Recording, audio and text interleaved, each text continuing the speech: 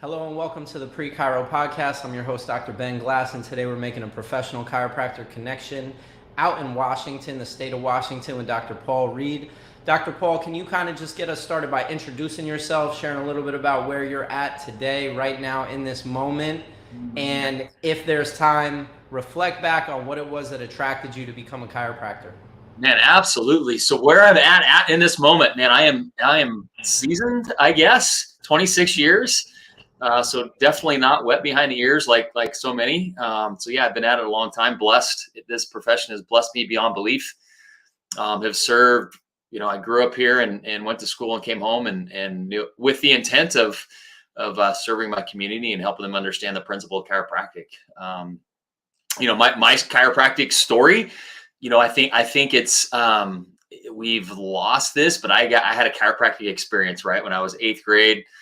Hurt myself through some sports. My dad took me to his chiro, and I literally after that first adjustment got off the table and said, "Holy smokes, that's what I want to do when I grow up." And really charted the course nonstop from when I was 13, 8th grade. I literally met my now wife the next year as we were freshmen in high school, and I was talking about, what do you want to be when you grow up? What are you going to do? And I, from that, like, I'm going to be a chiropractor. I'm going to be a chiropractor. And just put my head down, did what I had to do to get here. And yeah, man, it's been an amazing journey and served thousands of people in our community. And so it's just, yeah, it's been awesome. So. I recently saw a picture of you with a football teammate of yours early on. I imagine it was football you were playing. Can you maybe just speak to that football players in high school or college and maybe connect chiropractic to them? Not if they get injured, but it can be for that as well. But if you could maybe just relate to that 13-year-old version of you, but maybe also the 16 or 18-year-old version of you, and really just bring them into the fold, introduce them to how this path can really shape their purpose and really help give them a great life? Yeah, 100%, man. So yeah, it was literally my journey. Like I said, I knew that I wanted to be a chiropractor, but it was when my sports career was done. I was super, involved in my sports, played football at Washington State. And I used chiropractic to, I every week, right, went and saw my chiro, and he helped me function at a high level. Obviously, at high level sports, you're going to have injuries. That's just part of the experience. There's being hurt, and then there's injured, and most of the time you try and just be hurt so that you continue to play. But I used it as it's what enabled me to play at the level that I played for as long as I played, and allowed me to have the function and performance that I have now at 51. I would say I'm in best shape or better shape than a lot of kids that are half my kids' age, right? And so yeah, it blessed me, and it allowed me again to play at eye level, but then just a relationship and communicating that I wanted to be a chiropractor at a young age helped me establish relationships with trainers that supported me, other chiros that supported me and let me come shadow. And I mean, I think that's the beautiful thing about our profession. If you have any intent, any desire, any heartbeat at all, or thought that you might want to be a chiropractor, just ask any chiropractor. And most of them will open their doors and say, please come hang out, come see what I do. And I would encourage anybody and everybody, if you have any pulse to maybe considering it, that you should do that. Find a chiropractor, find multiple chiropractors, visit, hang out, and see how amazing the profession is, how fun it is, right? We don't work. Like, we have fun all day serving people. It's not a quote unquote job. We get to go play with kids and babies and have fun all day. So it's amazing. Can you kind of just tease out some details of what it's like to share with somebody when you're 13, 15, 17 that you want to be a chiropractor? Maybe some of the experiences that you could imagine other people will have once they've decided, hey, this is the path I'm going. Maybe they're met with some resistance. Maybe their parents don't understand their decision. Maybe their coaches are like, why do you want to be a chiropractor, putting them on the spot? But maybe just talk about how beneficial it was for you early on to start to share why you wanted to be a chiropractor, or what it was that attracted you to this path, and maybe give some words of encouragement or support of how people can follow not anyone else's path, but just follow their own path of like letting other people know that they want to be a chiropractor and being proud of that. Yeah, man. I think it's huge, and I think there is. I think we're becoming. I think it's more commonplace and it's more received. 27 years ago, a lot of my friends were like, what are you thinking? But it allowed me, honestly, been at that time to, I say chiropractors need to develop their rhino skin, right? Like get that courage to like run through a wall.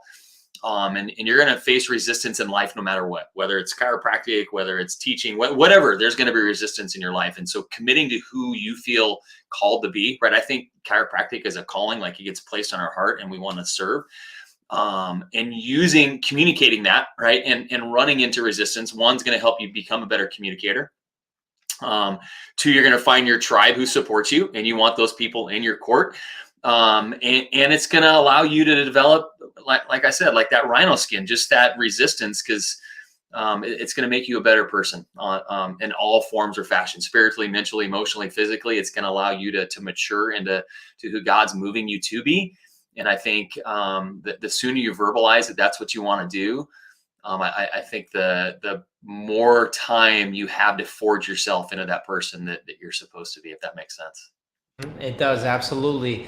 And I'm just asking you to play guidance counselor because I don't think we really have any guidance counselors that specialize in the pathway of chiropractic.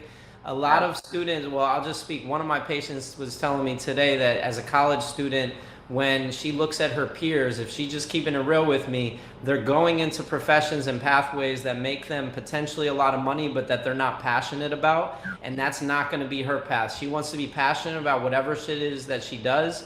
And it doesn't really matter what the financial outlook of it is. Can you maybe just be the guidance counselor to that high school or college student and encourage people to follow the things that are going to pay off over and over and over for 20 to 30 years? Yeah, 100%, man. And I've been blessed beyond belief financially in chiropractic, but I had no idea. To full transparency, when again, I told you I met my now wife when we were freshmen, and I was sharing that, and statistically, you see the average chiropractor makes what, $60,000 a year. And so I didn't get into it for financial reasons. I got into it because I wanted to help people experience what I experienced. I know that it connected man the physical with man the spiritual at that time when I had that adjustment. And I was like, I want to help people experience that, or allow them to have the opportunity to experience that, right? And to this day, I've never taken credit, like having 5 practices. Anytime a patient said thank you, I'm like, nope. The body's a healer. I'm the janitor. I'm just cleaning up the mess, allowing your body to do what it's supposed to be. I'm going to, tell you what to take out, maybe something to put in, but just allow your body to do what it was designed to do. And it's if you're working or not, I wouldn't even call it work, because I said it's not. Like if you're following your passions, you'll never work a day in your life, right? You're going to have fun. You're going to have energy. You're going to be motivated. You're going to be excited. When you start to work for other things, like if you're chasing dollars, there's not happiness in dollars, because it's that time, that immediate gratification will go away, and you're going to wake up one day and go, this friggin' sucks. What am I doing? And then change careers. I had one of my docs that worked for me that's a Life West grad. He chased his sales career. He's like, oh, I want to get in sales, because he was thinking money, and he'd seen a chiro his entire life. And 3 years into that career, he's like, no, what am I thinking? And he went back to school and now is happy and thriving and having a great life. And it's really about that life, right? It's about living to your 100 and full of life and vitality, enthusiasm, and not like waking up, oh, I got to go to work. Like, no, you get to go serve people and have fun. Love it. Love it. If I'm a pre-chiro student, so just to bring you into the fold a little bit of the world of pre-chiropractic, the first level is the foundations of what chiropractic is, the premises, the principles, why people become chiropractors, providing examples of people explaining chiropractic, and then inviting students to describe what is chiropractic, define the different terms for themselves. Just the act of doing that themselves after learning from multiple other people and then investigating through resources and then coming to their own definitions and descriptions, and doing that verbally or written, it's not important. I'm just curious if you want to maybe, as we're going through these, if you want to just maybe touch on what you believe needs to be in that foundational program, like what a student needs to hear if you were making sure that not only do you just introduce them to chiropractic, but you really do a deep dive and you go wide and far as to what chiropractic has to offer. Maybe you can just explore that for me for a moment, because it's kind of like exploring chiropractic. How would you encourage students explore chiropractic? Man, my premise in my practices, we said from the womb to the tomb, right? So it is wide and it is far. And it's really about finding, again, back to your passions. Like if you're passionate about pediatrics and kids, you can chase down and serve hundreds of kids. If you're passionate about the geriatric population, then go serve the geriatric population. If you're passionate about athletes and helping them perform at a high level, go serve them. So it is super wide and far in regards to the opportunities that you can create. Again, I'm going to say create because we decide where we want to go and how we want to serve. And so I think there's really no limit or capacity in how you practice and the opportunities. Again, like I teach and taught my docs, like, and spoke from our practice. If you have a spine, you need to be under some sort of care. And we can't determine that until you come into the office and get checked. And then we can give you recommendations based on what we find. And so again, we are underserving the population. And so we need more chiropractors to step up. There's only I think statistically less than 70,000 of us in the United States. And so we don't have enough chiros to step into the gap and serve. And so there too, I think there's a huge opportunity that we need more chiropractors. We need more students to get into chiropractic school and get out and practice the style that they choose. So. Can you talk about the state of the profession as you see it? You're heavily engaged. Maybe speak about the constructive ways that the profession is growing and evolving, and maybe also just share with students a little bit about that sort of, you said sort of infinite variability and how they can practice. Maybe just like expand upon like how you practice. Just on an overview, just like in a little bit of a context builder way. Okay, let's see if I can do that. Yeah, I mean, honestly, Doc, the profession, I think we're in an okay spot. Just full transparency, traveling and speaking and running a seminar, we're in an okay spot. I wouldn't say that we have our roots grounded, even though we've been around for 1895 to now, so however many years. Coming up on 130 years, right? In a couple of years, so 128. We need more chiropractors, and we need more chiropractors convicted about chiropractic. Again, I practice with the premise that the body is self-healing, self-regulating. Again, it was my job to be the janitor, find out what was interfering with that and allow the body to self-regulate. I, again, took no credit. So I think that portion, that quote unquote style of chiropractic needs to get on steroids, for lack of better terms, right? We need to get stronger. And just to focus my question a little bit better, like what types of people become chiropractors? What does it take to see within yourself that you are capable and that you hold the potential within to be a chiropractor? I think who has the potential to be a chiropractor? I think anybody that has a heart, a desire or a heart or a feeling or an inkling to want to help somebody live a better life.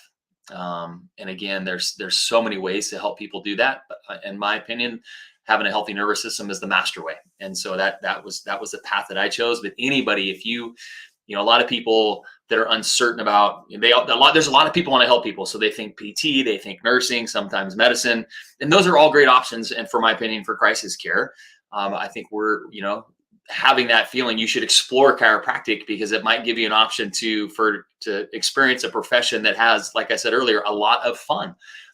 Yes, we unfortunately do see people that are in pain and sick, but a lot of times once you've gotten them better, they're going to be a patient. And then so they're coming into you smiling and not frowning and having a rough day. And so I think anybody that has a desire to help people should at least entertain and explore chiropractic in the regards of like it's more fun, in my opinion, than some of the other professions that are out there to help people live life.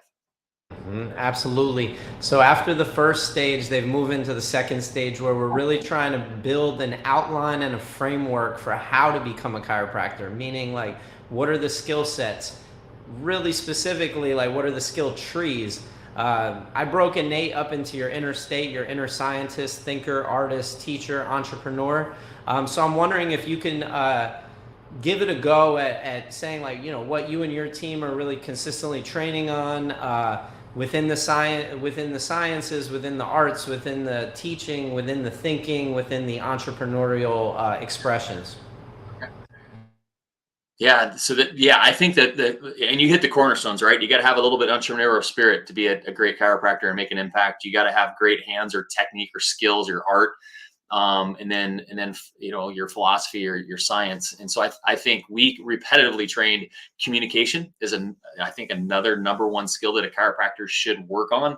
I think putting yourself in front of taking some debate classes maybe in undergrad just to get some, again, that skin and that able to communicate and carry on a conversation and help somebody understand your point of view without making them feel, making them pull back. And so I think communication is a great training skill. I think understanding and working on your art continuously, your hands, that is your skill. That's how you're delivering your services to your people.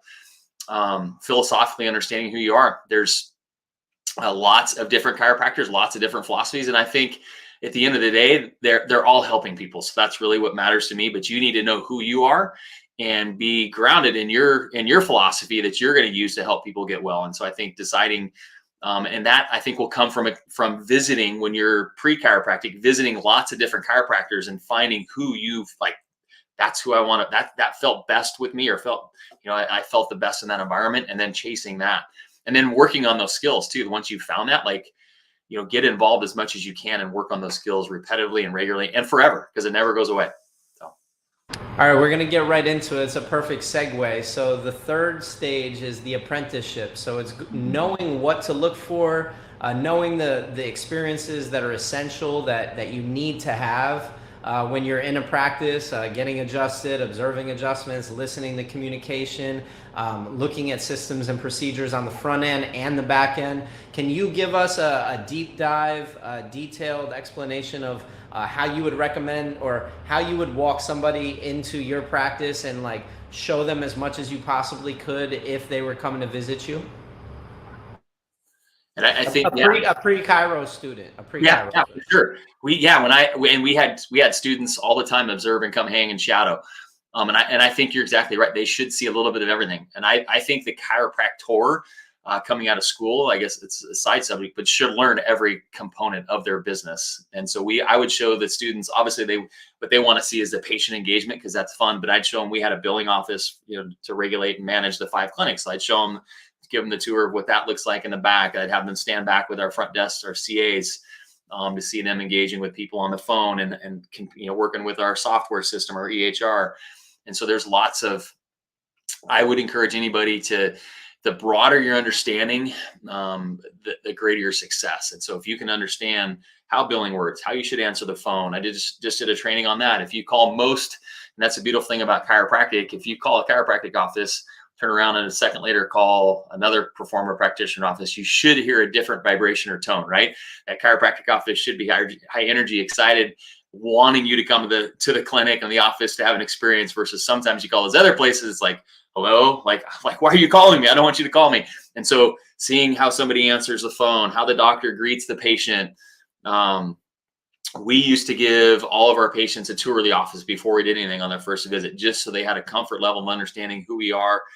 When you serve a lot of people, sometimes when a patient will come in, they'll get big eyes, or even somebody that's a student that's like, whoa, what's going on? All these moving parts. And so we train by giving them a tour in the beginning, like the very first appointment, make them calm down, help them feel more comfortable, allow them to want to, engage and ask more questions. And so I think the more you can experience, the more verticals, we'll call them verticals, inside of a business that you can experience and touch and feel and smell, the more success you'll have down the road, for sure. Absolutely. And after they've gone and had these experiences and observing different verticals in practice, we're inviting them, and this I believe is slightly innovative, to start their own pre-chiro club on their college or high school campus and treat it as it's their own. Maybe they're joining an already established practice or an already established club, but basically get a feel for what, as you said, what it feels like to put these different observations you've made into practice, these different realizations that you have of what is chiropractic, how valuable it can be for the students on your college or high school campus, and then starting to grow your club in ways where you build value in the eyes of the people that are on the campus. Can you maybe just give some words of encouragement some support to a student who's either just starting their own pre-chiro club and has gone through all these different experiential activities, or is joined a chiro club, a pre-chiro club, and wants to make it as strong as possible? Yeah, absolutely.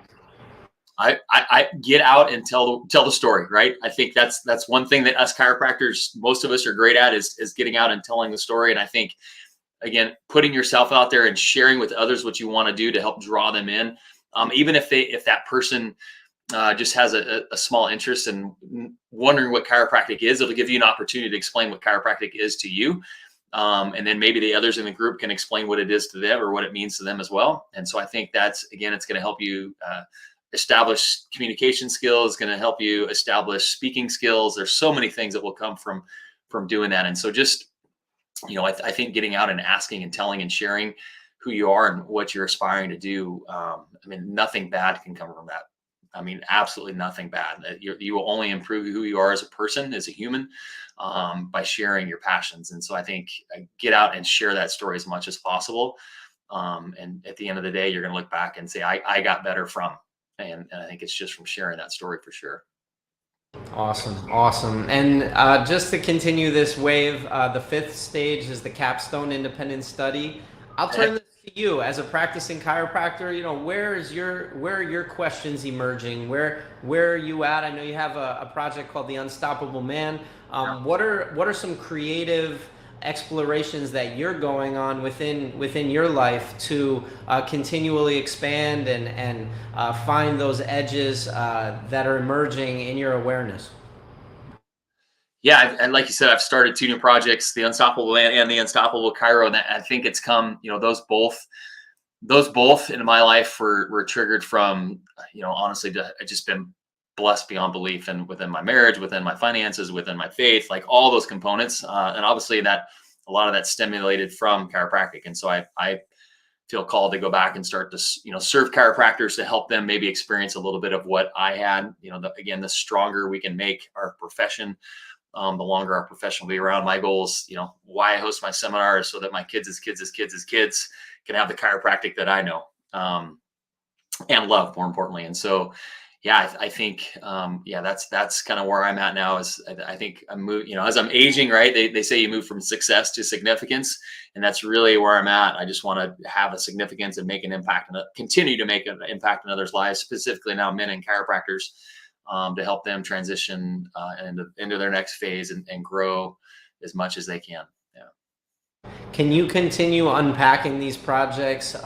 Who do you aim to connect and support? Can you also talk about your event, the Big Top, and the inspiration behind that? And just bring some context for each of these projects, who it's for, the types of services or offerings that you've made for people? Yeah. Absolutely. Thank you. We'll start with ChiroFest first, because that was my original passion. We're coming in, this is year 13. Yeah. And so our tagline is honor the past, preserve the future. And so, like I said, I want my kids' kids' kids to have chiropractic. And so we're honoring where we came from. It's highly philosophically focused. There's some science in there and some art in there, but it's really philosophically focused. And it's, again, it's honoring the past and preserving where we're going to make sure that chiropractic is around, hundreds of years from now. And then the Unstoppable Man, again, it's a weekly coaching group. We meet with a mindset or skill set habit every week. I send out a message or a lesson, and then we review that lesson, talk about it, open it up for discussions, accountability in there, right? We're really on I want to keep them accountable, because when we have accountability, we grow. A lot of, we all get busy, and if we don't have accountability, we start to backslide. And so that's the men. It's faith-based Christian men, helping them inspire to be their best version of themselves each and every day. And then the chiropractic passion, it's the Unstoppable Chiro. It's really, it's helping the young and the old, being blessed to, analyze hundreds of practices. A lot of chiros are struggling in all components. I'll say it starts with their foundation, their philosophy, but a lot of them are, financially struggling. I just evaluated some guys that are in their 50s and haven't set up themselves for retirement. I'm like, it's great that you want to serve till you can't serve, but you should be serving because you can serve, not because you have to serve. And so really it's everything from a day 1, day 2 communication, But it all has an influence of them working on themselves. Because I'm an advocate of our business is a reflection of our life. When our house is clean and our house is in order, we're grounded in who we are and how we're supposed to live. Our business flourishes, and so it's chiropractic tenets, but it starts with them working on themselves and being the best version of themselves to take to their office. Right on. Yeah, no, I appreciate you sharing just the raw truth, which is that there's a lot of struggle happening. My premise is that the profession's subluxation, shall we say, is that there is no pre-chiropractic pathway that prepares students to hit the ground running and get to school and Yeah, be clear on what chiropractic is, and having had experiences that show them that they're capable of being great, and then they're just on a path to greatness. A lot of yeah, students, I recently took a teaching position, just 2 hours a week, just to connect with students and really catch a vibe right where they're transitioning from that classroom experience into the clinic at the school by me, Life West. And yeah, there's not a lot of motivation is cheap, but discipline is really expensive. There's not a lot of discipline where you see students that are actively training or proactively training in different skill sets and continually trying to work and get better and be great. They're really just concerned with, can I pass and get through all yeah, my stuff and get, check the boxes, jump the hoops, and get my degree. And that's not going to land them in a great place mentally yeah, when they get out. And that's where I believe we need to look at the very root of the cause, not the effects. These are effects, where they're at and where their focus is, and the lack of focus and clarity. And that's not because they're not able and they don't have the potential to do it. So I'm just curious if you could kind of like build off of my narrative and yeah. share what you see is going on with the state of chiropractic education, but also the state of consciousness of our new graduates and how they're unprepared, not because they can't be prepared, but just because they're not asking the right questions, or they just haven't been given the right structure. Yeah, yeah, absolutely. Again, our skill set that we serve the population with is the most important thing. And, communication in your hands are key. And you're right; they're learning the books, and they are worried about boards and all the things and stuff, and not necessarily what it's not what inspired them to get there in the beginning. I think if they go back and they hold true to what inspired them to be a chiropractor and go to chiropractic school and keep like I say, keep your anchors close, right? What was your anchor? What was your why? Why did you choose this path? And remember that, and don't lose that along the way. Because when you remember your why, you're like, I want to be the best chiropractor I can. So what's that going to take? It's going to take my hands. It's going to take my ability to communicate. It's going to take my ability to love and serve on people.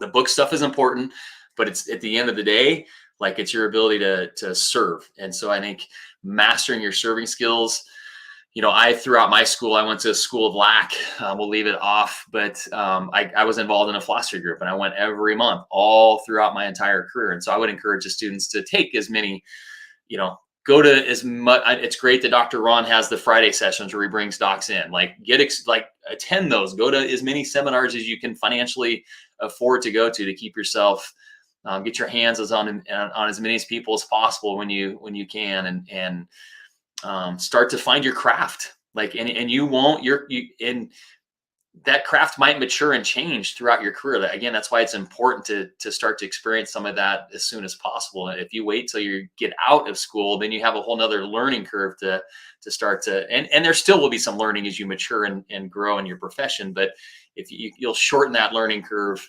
if you can stay involved as much as possible throughout the 14 quarters that you're in school. Yeah.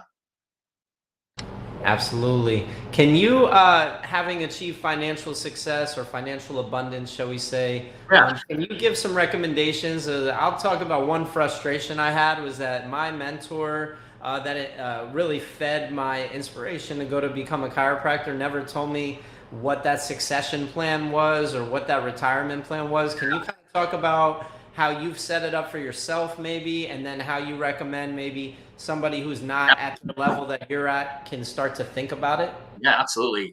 It is a huge weakness, and it's something that's missing in the profession. So my early coach talked about investing from day one. Like, start saving from day one. You have to pay yourself first. And so unfortunately, too many chiropractors don't do that.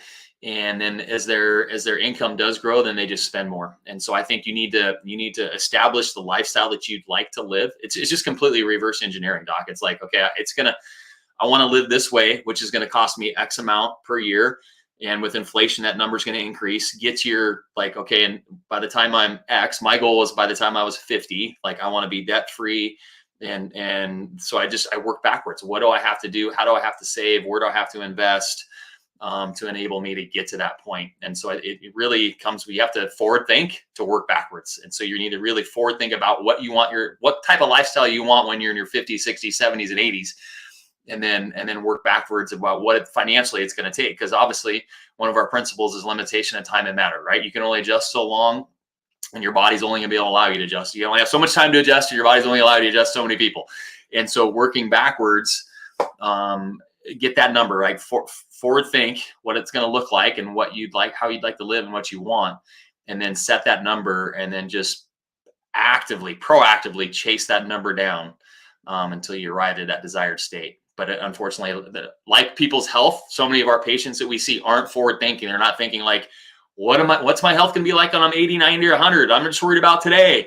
And without that forward thinking, like, that we're going to make destructive decisions today because we're not worried about tomorrow. So the same thing with our finances. We need to be proactively thinking like, all right, when I'm 100, I might not be real active, but I still going to need some money to do some things that I enjoy. So just proactively thinking and reverse engineering what it's going to take to get there.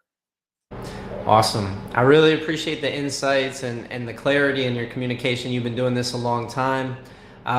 Do you have any sort of questions that, if you could ask all the different chiropractic students or all the pre-chiropractic students, just questions, or just maybe not questions, but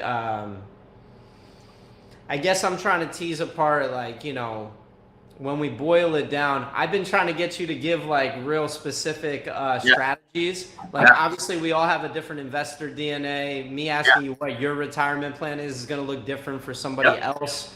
I guess I'm just trying to keep the focus on the students that maybe are not making any money yet, and trying to support them in any way that I can. Can you maybe just reflect on any of the highlights from when you look back, like, where did you start, and like, what's that narrative arc been of like where you started when you first got out of school or when you were in school? Can you share some experiences that you had and like how you kind of made that transition from student into chiropractor? Yeah. 100%. So I think we need to, one of the things I teach my guys is make decisions against yourself, right? Because the flesh is going to want what's comfortable and what's easy. And so you need to make decisions against yourself to get you to where you want to go. My wife and I, we literally rented most of my chiropractic school career, excuse me. So while I was a student in chiropractic school, we literally rented a master bedroom from a family friend. And the two of us lived, we had a bathroom with a small stove. My wife, she'd go to bed and I'd stay up and study, but like making decisions, like keeping your desired end state top of mind, like where do you want to be, but then sacrificing today to get you to that point. So I literally graduated school in February, open practice in August. And again, kept it lean and mean, like just to get to where I wanted to go there comes a time in your entrepreneur career where stuff starts to, momentum happens. Like there's a tipping point in a practice. I think it's that 152, not to get into business, but there's a tipping point in your practice where it starts to stimulate itself, where you've been around long enough, you've gotten in the community enough. And I did everything possible. I found my routine. One tip for you guys is to find your routine. I went to the same coffee shop every day. I went to the same bank every day. I went to the same grocery store, handed out got in a rhythm. So people saw me and recognized me. It'd stimulate conversation again. Conversation's important, communication skills. I'm down the street right over here. Come and see me if you ever need me. Right. And just start to like really put your roots into the community. It was probably one of my instrumental things in growing my practice, was just getting out in the community. I literally Doc went door to door the week before I opened it around the entire neighborhood. It was August. It was hot, sweaty. I was wearing a shirt and a tie, knocking on doors, introducing myself, handing out cards, just so the people, I mean, just in case somebody needed me. Right. And so it's really, make decisions to get yourself. Was that fun? Absolutely not. Would I do it again? 100%. So it's, yeah, but keep in mind where you want to go, and your friends are going to, you know, you're going to have, I don't want to call them haters, but people are not going to agree with what your heart's telling you to do, but just listen to your heart and act. And that's the most important thing, I think, is taking the action that innately is being spoken you to do. We all get those messages, and a lot of times we don't act on them. So just listening and acting. Awesome. Just soaking it up over here, Doc. Just soaking it up.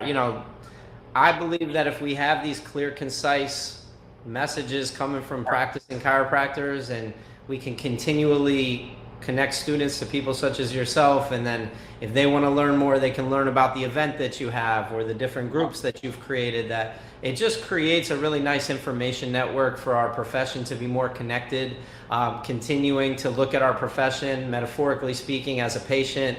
It needs a care plan. It needs a frequency. Yep. It needs continually to be checked in with and see, okay, where are the subluxations, where are these disconnects, where our schools aren't talking to each other, that are aligned in values and views, where our events are not all really being promoted to students that would be interested and would love to know about them. So yeah, we do student scholarships. Any kid that wants to come.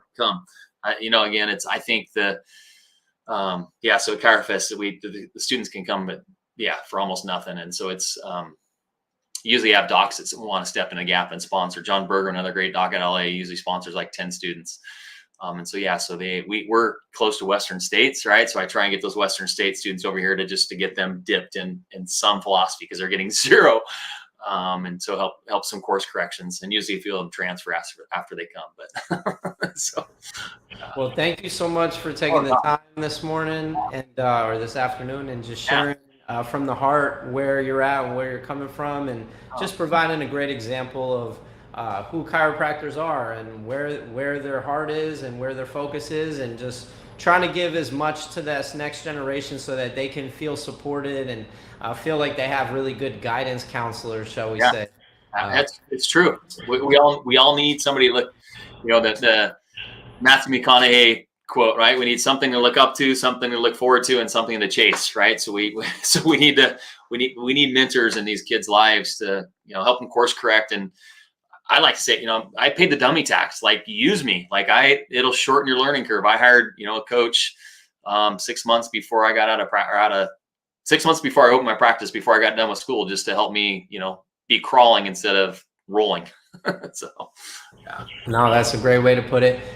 Before we get off here, can you maybe just talk specifically about pre-chiropractic as a theoretical model that will come to life in the near future, but what's the potential that holds to really transform our profession by having students enter chiropractic school with shared experiences and shared perspectives and points of view? I'm just curious, like, if you could speak directly to pre-chiropractic. Yeah, I think that we need more chiropractors. And so if you have any desire, any passion, any pulse to maybe consider being a chiropractor, that you should find others and seek them out and get as involved as you can. Again, you'll see that it's a fun, loving, servant focused profession. And you're never going to work a day in your life. I mean, because it's literally like playing. And so finding your tribe and chasing it.